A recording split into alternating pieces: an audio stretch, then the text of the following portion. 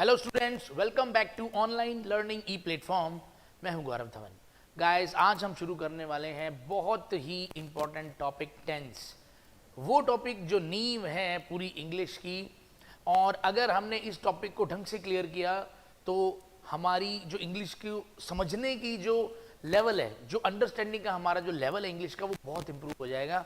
और क्योंकि इस टॉपिक से ही हमें मीनिंग समझ आता है, तो ये एक बहुत इंपॉर्टेंट टॉपिक है और डेफिनेटली इंग्लिश में इंप्रूवमेंट लाने के लिए इसके कॉन्सेप्ट्स को ढंग से समझना हमारे लिए बहुत ही ज़रूरी हो जाता है। सो गाइस, स्टार्ट करते हैं हमारा ये टॉपिक टेंस। सो क्या मीनिंग होता है टेंस का? सबसे पहली बात, जब भी हम बात कर रहे हैं टेंस की, तो टेंस का मीनिंग होता है काल, यानी सिंपल भाषा में अगर बात करूं तो समय की। यानी जब भी हम कोई बात करते हैं इंग्लिश में, या तो वो प्रेजेंट टेंस में होती है, या वो पास्ट टेंस में, या फ्यूचर टेंस में, जब भी कोई बात इंग्लिश में कही जाती है, लिखी जाती है, तीन ही, चाहे कोई भी लैंग्वेज हो, तीन ही टाइम आप कह दो या तीन ही काल, वो बात या प्रेजेंट की हो सकती है, या पास्ट की, या फ्यूचर की।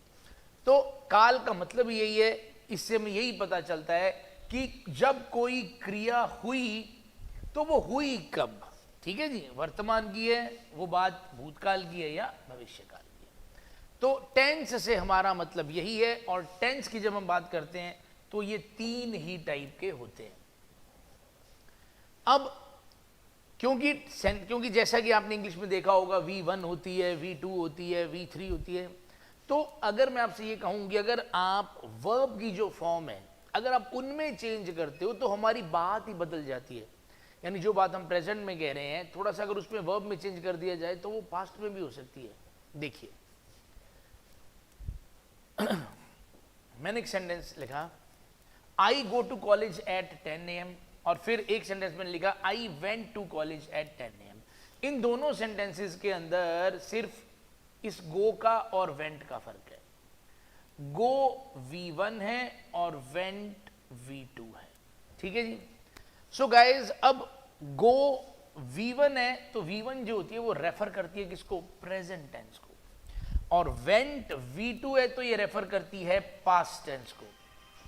तो देखिए जी, इसमें आप ये कहना चाह रहे हैं कि मैं कॉलेज जाता हूं 10 बजे, और इसमें आप इसमें क्या कहना चाह रहे हैं कि मैं कॉलेज गया था 10 बजे। सारा का सारा सेंटेंस सेम है, दोनों के दोनों सेंटेंस सारे सेम है, सिवाय इन दोनों वर्ड्स के। सिर्फ एक वर्ब का पार्ट चेंज है, और एक वर्ब के फॉर्म, सिर्फ एक वर्ब का फॉर्म चेंज करने से मीनिंग ही बदल गया।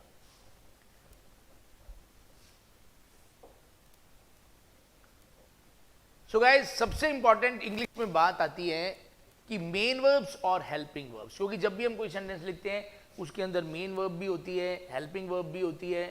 सो क्या मीनिंग क्या है इनका? देखिए, मेन वर्ब्स क्या होती हैं?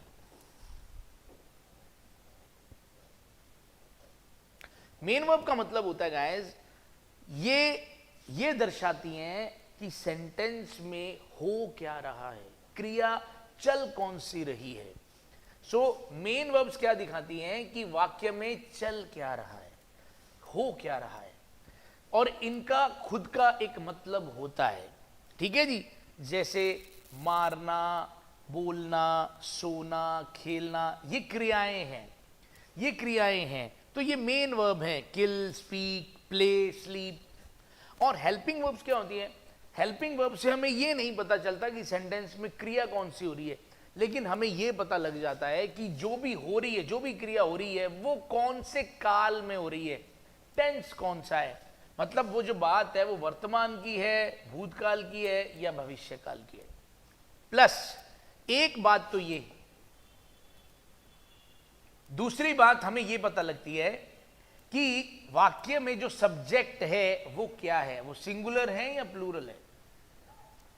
तो ध्यान हमें यही रखना है, हेल्पिंग वर्ब का खुद का कोई मीनिंग नहीं होता, वो सिर्फ बताती है कि क्रिया कौन से टेंस में हो रही है, प्लस सब्जेक्ट क्या है, सिंगुलर है या प्लूरल है। और मेन वर्ब का दूसरी तरफ काम यही होता है, वो हमें ये बताती है कि वाक्य में चल क्या रहा है, वो कौन से टेंस में हो रहा है, या सब्जेक्ट सिंगुलर प्लूरल है। इससे मेन वर्ब का कोई मतलब नहीं होता। तो मैं आपको इसका एक एग्जांपल देता हूं पहले। देखिए, मान लो मैंने एक सेंटेंस लिखा, मैं अब यहां पे ये वैसे ही लिख रहा हूं जनरली, ध्यान से देखिएगा। मैंने एक सेंटेंस लिखा, for example, he is playing, वो खेल रहा है। और मैंने लिखा दे वर प्लेइंग, अब मैंने लिखा दे वर प्लेइंग। अब गाइस, इन दोनों ही सेंटेंसेस के अंदर ये जो प्लेइंग शब्द आपको दिखाई दे रहा है, ये क्या है? ये मेन वर्ब है। तो मेन वर्ब है तो इससे ये तो पता चल रहा है बात खेलने की हो रही है, लेकिन प्लेइंग शब्द से ये नहीं पता लग रहा कि बात प्रेजेंट की है, पास्ट की है। तो जैसे इस सेंटेंस के अंदर इज आ रहा है, तो इससे दो चीजें हमें क्लियर हो रही हैं। पहली बात तो ये जो बात है ये किसकी है? ये बात हो रही है प्रेजेंट की। दूसरी बात, जो सब्जेक्ट है वो क्या है? वो सिंगुलर है। ऐसे ही अगर मैं बात करूं वर की, अगर मैं वर की बात करूं तो वर से भी हमें दो चीजें पता लगती हैं। पहली बात, हम बात किसकी कर रहे हैं? पास्ट की।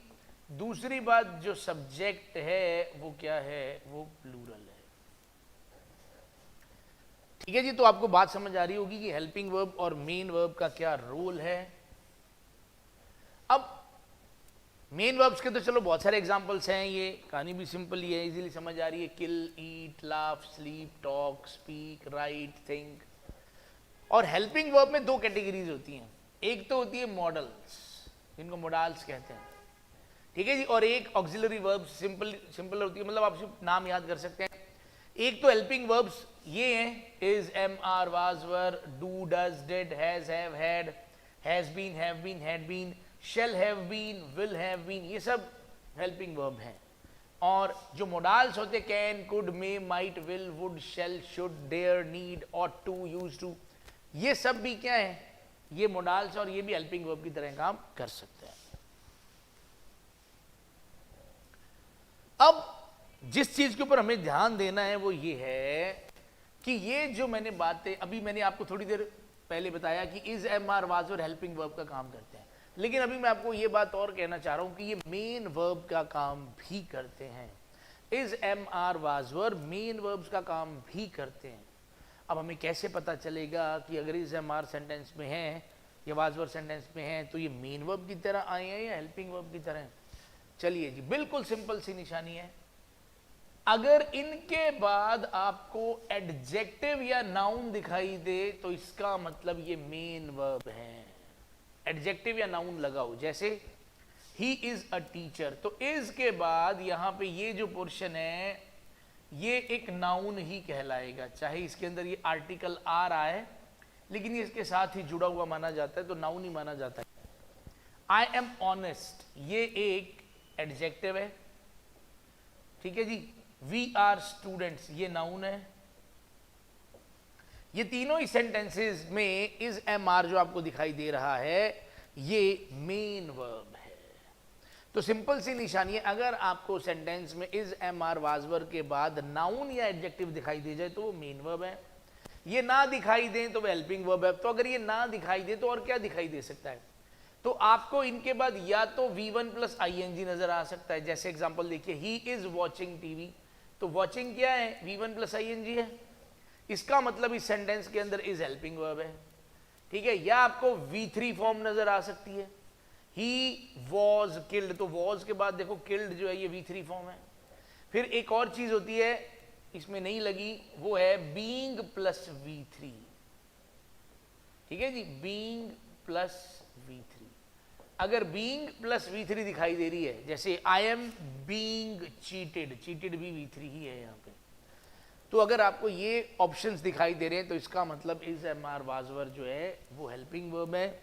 और अगर इज, एम, आर, वाज, वर के बाद आपको एडजेक्टिव या नाउन दिखाई देता है तो वो मेन वर्ब है। अब हम बात कर लेते हैं हैज, हैव और हैड की, क्योंकि हैज, हैव, हैड भी हेल्पिंग वर्ब और मेन वर्ब दोनों का काम कर सकते हैं। देखिए, जब हैज, हैव और हैड के बाद क्या लगाओ?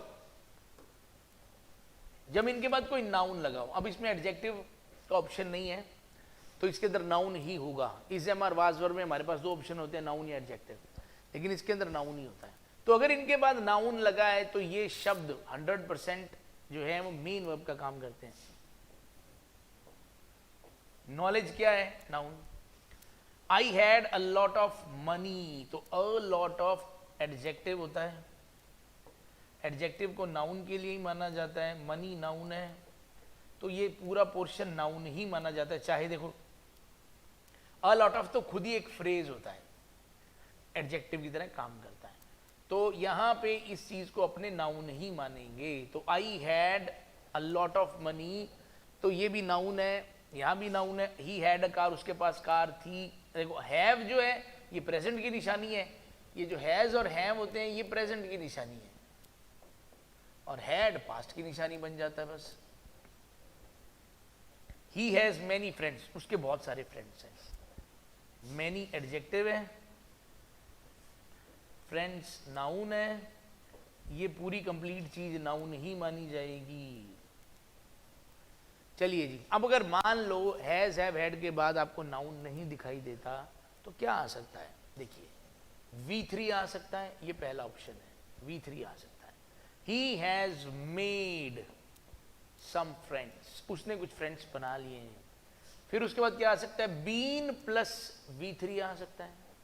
ही हैज बीन इनवाइटेड, हैज के बाद बीन आ गया, V3 आ गया।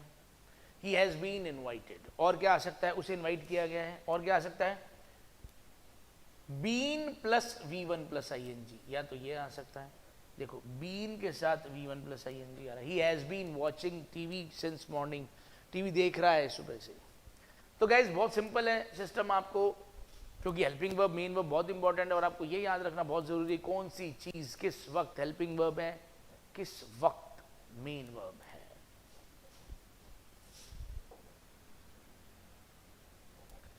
ओके जी, सो जैसा कि मैंने कहा था टेंस तो तीन ही होते हैं, टेंस तीन ही होते हैं गाइस, प्रेजेंट पास्ट या फ्यूचर, यानी काल तीन ही होते हैं। कोई बात तीन ही समय में कही जा सकती है, तीन ही मतलब कॉन्टेक्स्ट में कही जा सकती है, तो यही है। अब चाहे हम बात करें पास्ट की, चाहे हम बात करें प्रेजेंट की, चाहे हम बात करें फ्यूचर की, आप एक बात को चार तरीकों से ही कह सकते हो। चाहे आपको प्रेजेंट में बोलनी है, पास्ट में बोलनी है, फ्यूचर में, चार ही तरीके हैं, चार ही अवस्थाएं हैं, स्टेट्स हैं जिसमें आप बात कर सकते हो। वो चारों अवस्थाएं कौन कौन सी हैं? इनडेफिनेट, ठीक है, वो चारों अवस्थाएं कौन सी हैं? पहली है इनडेफिनेट, ठीक है जी, दूसरी कॉन्टिन्यूअस,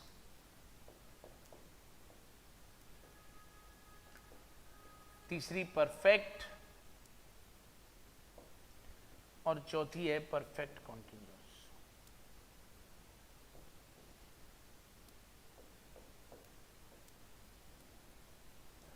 तो ये चार ही अवस्थाएं हैं जिनके अंदर हम बात कर सकते हैं। तो ये चारों अवस्थाएं तीनों ही टेंसेस में, प्रेजेंट में, पास्ट में, फ्यूचर में, इसी वजह से आपको ऐसा लगता है कि 12 टेंस हैं, ठीक है ना, क्योंकि ये चारों अवस्थाएं सभी में ही है, प्रेजेंट, पास्ट और फ्यूचर में, तो अपने को 12 टेंस लगते हैं, ठीक है जी। मेनली देखा जाए तो वैसे अब कहना तो 12 ही पड़ेगा, क्योंकि आदत हो चुकी है 12 टेंस कहने की सबको ही। अब हम बात कर रहे हैं कि आखिर, जैसे मैंने कहा कि टोटल चार ही तरीके हैं बात कहने के, तो वो चारों तरीके हैं क्या? सबसे पहले हम बात कर रहे हैं परफेक्ट की, कि ये जो तरीका है, हम परफेक्ट के अंदर बात कब लिखते हैं? जब हम ये दिखाना चाह रहे हो कि कोई काम जो ए पॉइंट पे चालू हुआ था और वो बी पॉइंट पे खत्म हो गया, ठीक है जी, और इसके खत्म होने के बाद मान लो ये जब खत्म हो चुका है, अब अगर हम यहाँ, वो जो स्पीकर है यानी जो बात बोलने वाला है, अगर वो अब यहाँ कुछ बोलता है, जबकि जब एक्शन खत्म हो चुका है, तब अगर वो कुछ बोलता है कि जैसे मैंने खाना खा लिया है, मैंने नहा लिया है, मैंने काम फिनिश कर लिया है, तो ये वाली लाइन कि मैंने खाना खा लिया है, मैंने काम फिनिश कर लिया, तभी बोली जा सकती है जब खाना खाने वाला काम या कुछ लिखने का काम या बोलने का काम या जो भी वो काम कह रहा है वो पूरा हो चुका है। ऐसा नहीं है कि अभी वो कर रहा है। अगर अभी आधी रोटी भी पड़ी है आपकी, चाहे आपने 10 खा ली हैं, अभी आधी रोटी पड़ी है खाने वाली, तो भी आप क्या बोलोगे? खाना खा रहा हूं। लेकिन अगर आपने खा लिया है अब बर्तन उठा रहे हो तो भी अब यही बोलोगे कि खा लिया है, अब ये तो नहीं बोलोगे खा रहा हूं। तो जब कोई काम ए पॉइंट पे स्टार्ट होके बी पॉइंट तक चलता है और खत्म हो चुका है, उसके खत्म होने के बाद आप कोई सेंटेंस बोल रहे हो, तो इसका मतलब आप परफेक्ट में बात कर रहे हो। यानी एक निश्चित समय तक वो काम पूरा हो चुका है, पूरा हो चुका था या पूरा हो चुका होगा। जब इस तरह की बात आपको करनी हो तब हम परफेक्ट का इस्तेमाल करते हैं। इसका जो फॉर्मूला है वो प्रेजेंट में ये है, ये इसके हेल्पिंग वर्ब है, ये मेन वर्ब है। पास्ट परफेक्ट के अंदर हैड हेल्पिंग वर्ब है, V3 मेन वर्ब है। फ्यूचर परफेक्ट के अंदर विल शैल के साथ हैव ये हेल्पिंग वर्ब होती है और V3 मेन वर्ब है। ठीक है जी। अब बात करें हमने कॉन्टिन्यूअस टेंस की। यानी अगर कोई क्रिया मान लो ए पॉइंट पे स्टार्ट हुई है वो ए पॉइंट पे, लेकिन अभी वो बी पॉइंट पे पहुंची नहीं है, पूरी नहीं हुई है, तो अभी अगर इस जगह पे इस टाइम पे अगर स्पीकर को कोई फोन आता है या स्पीकर किसी से बात कर रहा है, तो वो यही कहेगा कि ये जो क्रिया है वो भी चल रही है। जैसे मुझे भी कॉल आ जाए तो मैं यही कहूंगा कि अभी मैं क्लास ले रहा हूं। आपको कोई कॉल आ जाए तो आप क्या कहोगे कि मैं ऑनलाइन क्लास पढ़ रहा हूं। तो अगर ये क्लास खत्म हो जाएगी तो ही मैं बोलूंगा ना हाँ क्लास खत्म हो गई। तो जब भी वो चीज चल रही है तो किसी निश्चित समय पर, ठीक है जी, एक निश्चित समय पर क्रिया का होना, एक निश्चित समय पर जब हम बात करते हैं, ठीक है जी, तो उसको कॉन्टिन्यूअस टेंस कहते हैं। तो प्रेजेंट कॉन्टिन्यूअस का फॉर्मूला क्या है? इज MR के साथ V1 plus ING। Past continuous का फॉर्मूला क्या है? वाज वर के साथ V1 प्लस ING। और फ्यूचर कॉन्टिन्यूअस का फॉर्मूला क्या है? विल शैल के साथ BE लगेगा और फिर V1 प्लस ING। अब हम बात कर रहे हैं जी परफेक्ट कॉन्टिन्यूअस की। परफेक्ट कॉन्टिन्यूअस में होता क्या है, अगर कॉन्टिन्यूअस में आप बात कर रहे हो, जैसे जब हम कॉन्टिन्यूअस में बात करते हैं तो फॉर एग्जांपल हम ये कहते हैं कि जी मैं पढ़ रहा हूं, मैं खेल रहा हूं, लेकिन जब आप टाइम साथ जोड़ देते हो कि वो क्रिया कितने समय से चल रही है, मैं खेल रहा हूं सिर्फ कॉन्टिन्यूअस टेंस है, मैं 2 घंटे से खेल रहा हूं या मैं सुबह से खेल रहा हूं, ये परफेक्ट कॉन्टिन्यूअस है, क्योंकि इसके अंदर आपने ये टाइम भी जोड़ दिया कि क्रिया कितने समय से, कि वो कार्य कितने कब से या कितने समय से चल रहा है। ठीक है जी, उस सिचुएशन के अंदर वो चीज परफेक्ट कॉन्टिन्यूअस बन जाती है। तो अगर आप कहते हो कि मैं इंतजार कर रहा था, किसी ने पूछा कि कल शाम को क्या कर रहे थे, तो मैंने कहा जी मैं इंतजार कर रहा था, तो ये पास्ट कॉन्टिन्यूअस। तो मैं 6 बजे से इंतजार कर रहा था, तो ये पास्ट परफेक्ट कॉन्टिन्यूअस, क्योंकि आपने टाइम भी बता दिया कि वो क्रिया कर कब से रहे थे। तो सिर्फ क्रिया का होना, क्रिया का चलते होना कॉन्टिन्यूअस, और टाइम भी जब साथ दे रखा हो तब क्रिया का चलते होना, तब वो परफेक्ट कॉन्टिन्यूअस।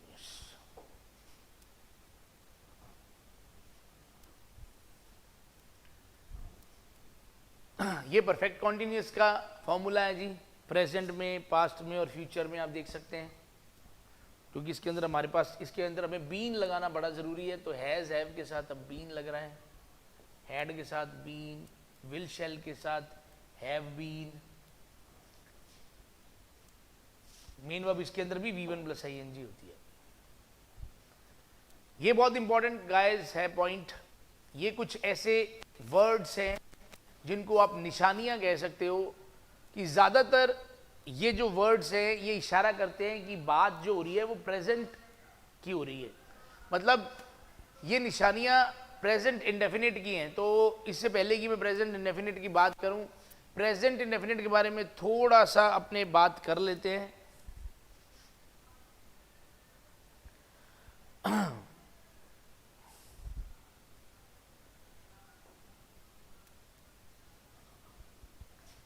देखिए जी,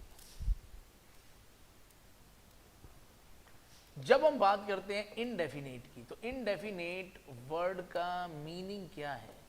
इनडेफिनेट का मीनिंग होता है अनिश्चित।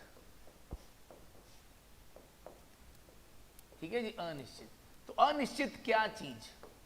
अनिश्चित यहां पे क्या चीज है? स्टार्टिंग और एंडिंग, स्टार्टिंग एंड एंडिंग।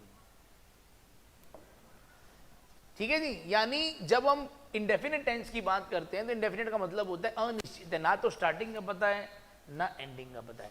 जब एक इंसान कहता है I go to school at 7 AM, अगर कोई इंसान बोलता है कि मैं स्कूल 7 बजे जाता हूं, तो अगर मैं आपसे पूछूं भी क्या पता लग रहा है कि ये एक्शन कब स्टार्ट हुआ था, मतलब तो आप कहोगे जी हाँ जी 7 बजे। मैं ये पूछ रहा हूं कि उसका 7 बजे स्कूल जाना कब स्टार्ट हुआ था। क्या इस सेंटेंस से पता लगता है? अगर कोई इंसान कहता है मैं 7 बजे स्कूल जाता हूं, पता लग रहा है कि वो कब से स्कूल जा रहा है 7 बजे? इस सेंटेंस से नहीं पता लग रहा कि वो कब से स्कूल जा रहा है 7 बजे, और ना ही ये पता लग रहा है कि कब तक स्कूल जाएगा, क्योंकि ये यहां बात एक बार एक्शन की नहीं हो रही, रिपीटेड एक्शंस की बात हो रही है, फ्रीक्वेंट एक्शंस की बात हो रही है कि ये एक्शंस बार बार होते हैं। तो क्योंकि ये अनिश्चित है, इसी वजह से जब भी अपने कोई यूनिवर्सल ट्रुथ की बात करते हैं या साइंटिफिक फैक्ट की बात करते हैं, क्योंकि यूनिवर्सल ट्रुथ्स जो होते हैं वो भी किस में लिखे जाते हैं? मान लो प्रेजेंट इंडेफिनिट में लिखे जाते हैं।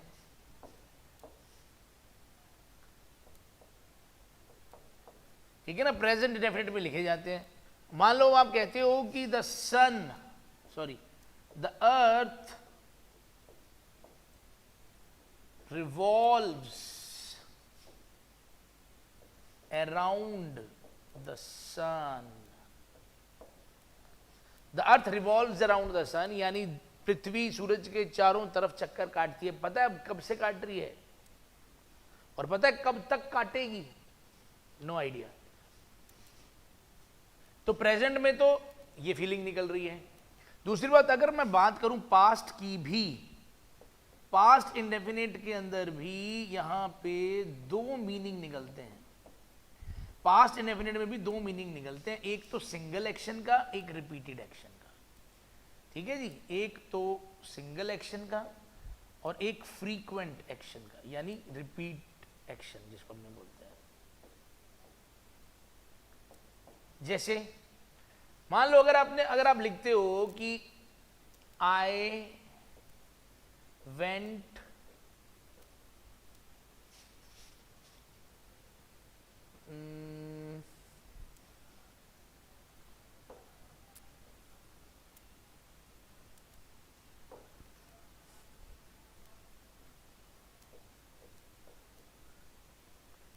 I played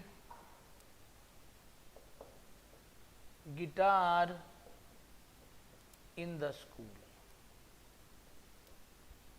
मैंने एक सेंटेंस लिखा I played guitar in the school, तो इसका एक तो सिंगल एक्शन में मीनिंग क्या निकलेगा कि मैंने गिटार बजाया था स्कूल में, और अगर मैं इसको फ्रीक्वेंट एक्शन में इसका मीनिंग निकालूं तो निकलेगा कि मैं गिटार बजाया करता था स्कूल में, मैं गिटार बजाया करता था स्कूल में।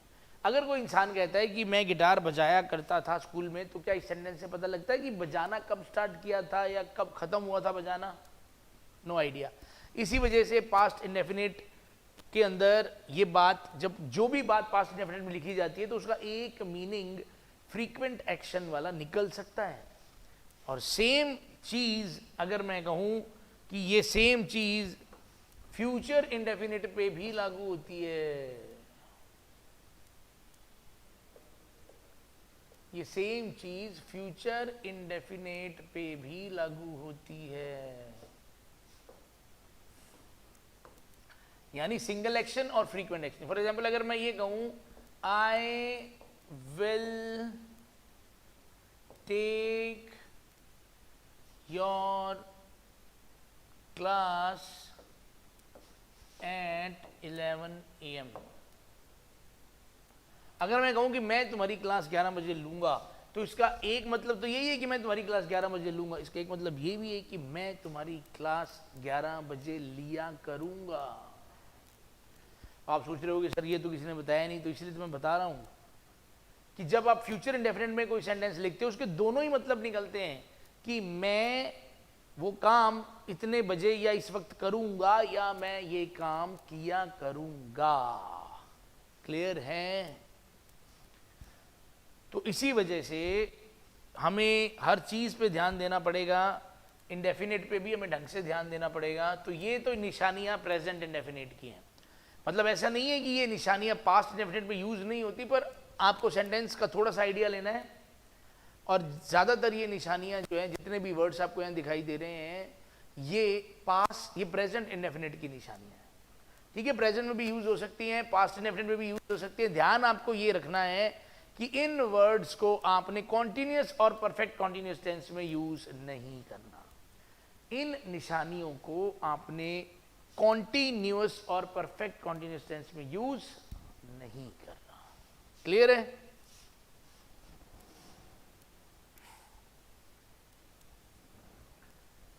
चलिए जी, तो प्रेजेंट इंडेफिनिट मैंने ये तो बता दिया था आपको कि इसके अंदर, क्योंकि इसमें फ्रीक्वेंट एक्शन शो होता है, तो ये हॉबीज, रूटीन, इस तरह की एक्टिविटीज के लिए अपने बोलते हैं कि मैं ये खाता हूँ, ये मैं पीता हूँ, मैं इतने बजे उठता हूँ।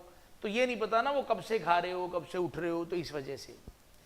ठीक है, जैसे ये जो मैंने अभी वर्ड्स दिए थे ना पीछे, always, usually, all the time, ठीक है जी, एवरी समर, ये जो निशानियां हैं ये प्रेजेंट की तरफ थोड़ा ज्यादा इशारा कर रही हैं। जैसे ही always comes here at night. अब देखो ऐसा नहीं है कि अगर मैं यहां केम कर दूंगा तो गलत हो जाएगा। ही ऑलवेज केम हियर, यानी वो हमेशा यहां रात को आता था। कम्स है तो वो रात को आता है। ठीक है, देखो आया भी, देखो लिखा भी पड़ा है केम। तो ऑलवेज, यूजुअली, ठीक है जी। तो आपको ये क्या है, ये वर्ड्स हैं, ये निशानियां हैं। देखो यहाँ पे आया हुआ है ये शब्द, देखो often, always, all the time, usually, तो ये चीजें हैं। ठीक है, every night, every morning, every summer, every winter, ये सब आप देख सकते हो।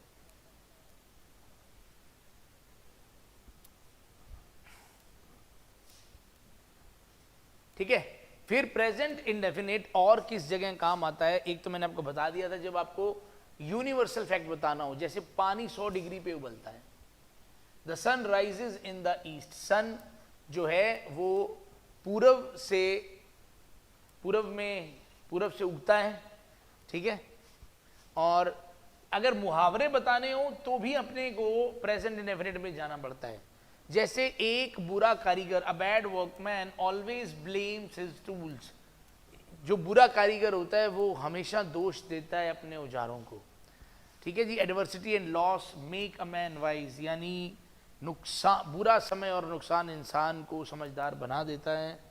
Blood is thicker than water, खून के रिश्ते आम रिश्तों से ज़्यादा गहरे होते हैं।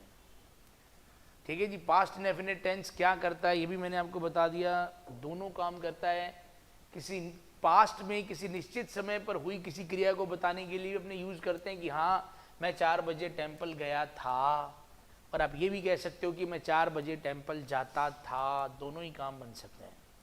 पास्ट में कोई इंसिडेंट हुआ है, पास्ट की कोई जर्नी बतानी है, आप अपने किसी पुराने दिन का कोई रूटीन बताना है कि मैंने ऐसे किया फिर वैसे किया, तो भी आप पास्ट इंडेफिनिट का यूज कर सकते हो। ये एक स्टोरी बताने के लिए, जैसे एक कार रुकी रोड के मिडिल में, उसमें से एक आदमी गन लिए हुए उतरा, उसने एक आदमी को गोली मारी, फिर वो कार में बैठ गया, फिर वो भाग गया।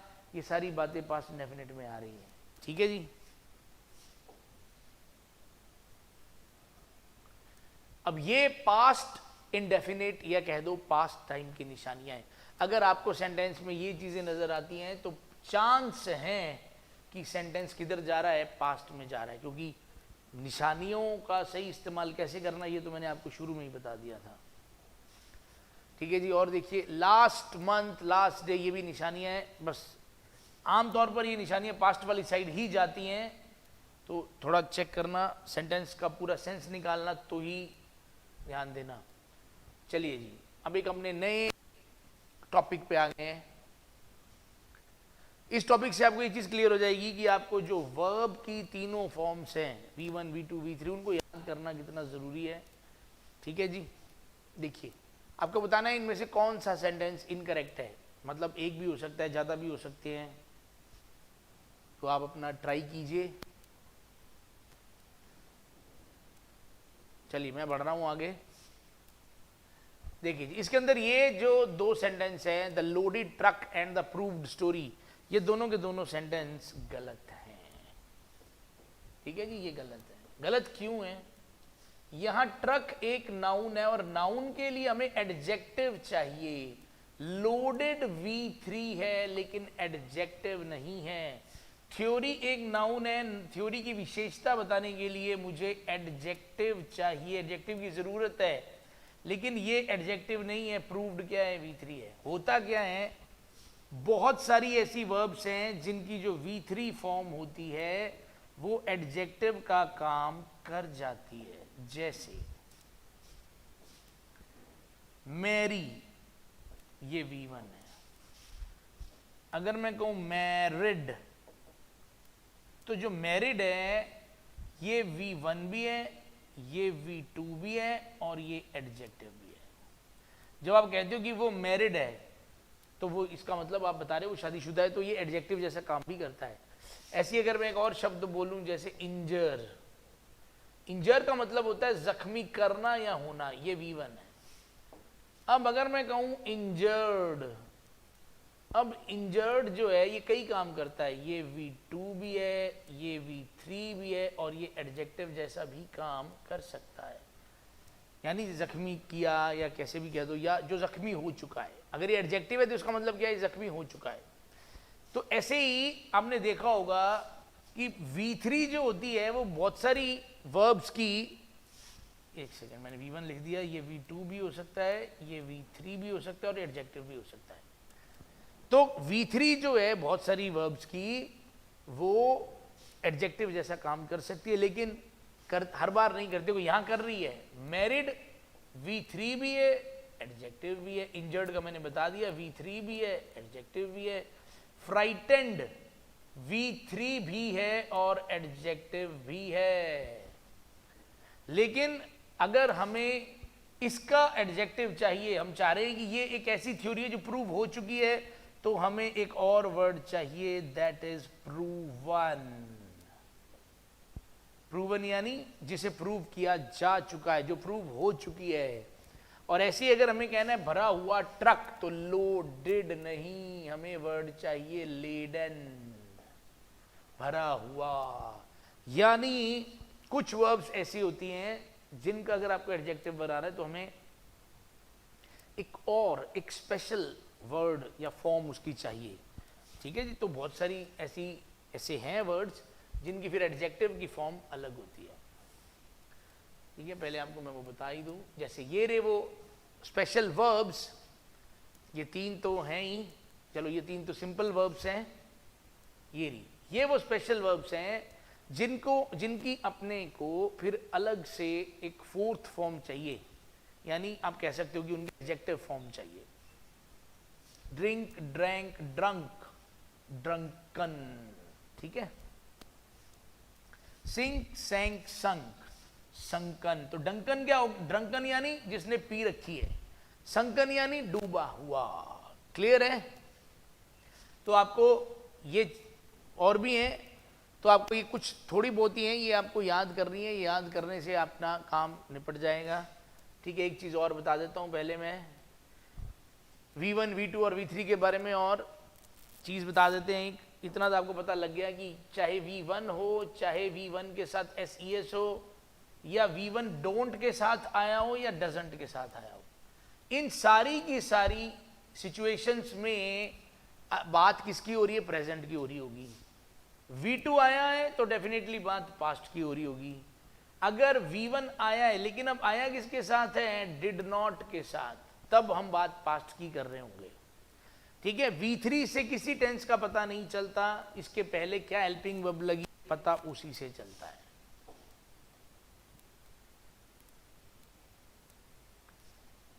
ठीक है।